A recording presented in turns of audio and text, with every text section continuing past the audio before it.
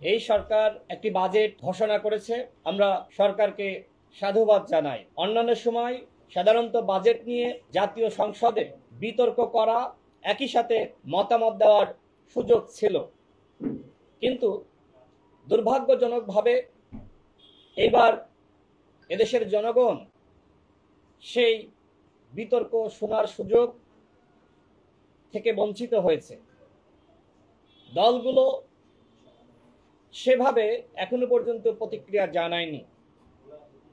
প্রত্যেকটা ইস্যু, প্রত্যেকটা বিষয় ধরে ধরে প্রত্যেকটা বরাদ্দ, খাত ভিত্তিক যে আলোচনা, সমালোচনা, বিশ্লেষণ, সেটা জাতি শুনতে পারেনি। আজকে আমাদের দল গণ অধিকার পরিষদের পক্ষ থেকে আমরা আমাদের দলের যে বক্তব্য সেটি গণমাধ্যমের মাধ্যমে জনগণের কাছে উপস্থাপন করতে যাচ্ছি। প্রিয় সাংবাদিক ভাইরা, অন্তর্বর্তীকালীন সরকারের মেয়াদে ঘোষিত আসন্ন বাজেট 2025-26 অর্থ বছরে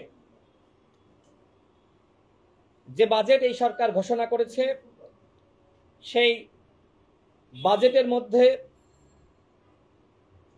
আওয়ামী সরকারের যে বাজেট, সেই বাজেটেরই ছাপ পরিলক্ষিত হয়েছে।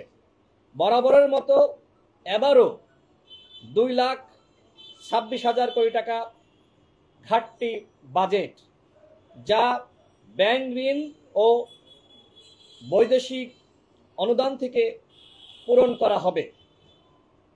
অর্থাৎ এবারের বাজেটেও বিদেশ নির্ভরতা কমানো যায়নি।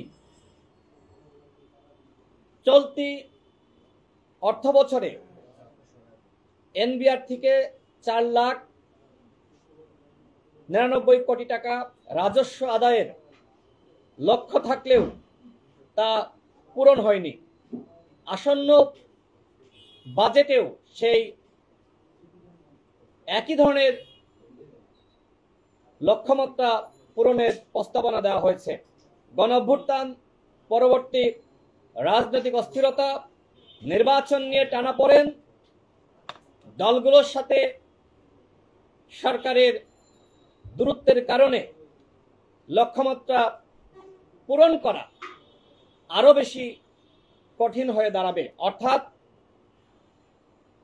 চলতি বাজেটের লক্ষ্যমাত্রা যেমনিভাবে পূরণ করা সম্ভবপর হয়নি, রাজস্ব আয়ের মাধ্যমে সরকার যে লক্ষ্যমাত্রা পূরণ করতে চেয়েছিল, ঠিক একইভাবে এইবারও সরকার যে লক্ষ্যমাত্রা পূরণ করতে চায় সেটি সম্ভবপর হবে না বলে মনে করে গণ অধিকার পরিষদ। এবারের বাজেটে সুদ ব্যয়ের জন্য বরাদ্দ রাখা হয়েছে 1,22,000 কোটি টাকা, যা চলতি অর্থ বছরের তুলনায় 500 কোটি টাকা বেশি।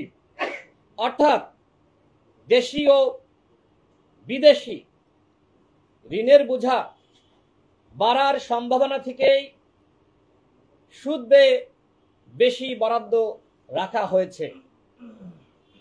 ইতিমধ্যে 29,410 কোটি টাকা ছাপিয়ে দুর্বল ব্যাংকগুলোকে ঋণ দিয়েছে অন্তর্বর্তীকালীন সরকার। আসন্ন বাজেটের জন্য আবারও নতুন করে টাকা ছাপানোর ফলে মূল্যস্ফীতি আরো বেশি বেড়ে যাবে। এতে বাংলাদেশের সাধারণ জনগণ আরো বেশি ভোগান্তিতে পড়বে, নিত্যপণ্যের দাম বাড়বে।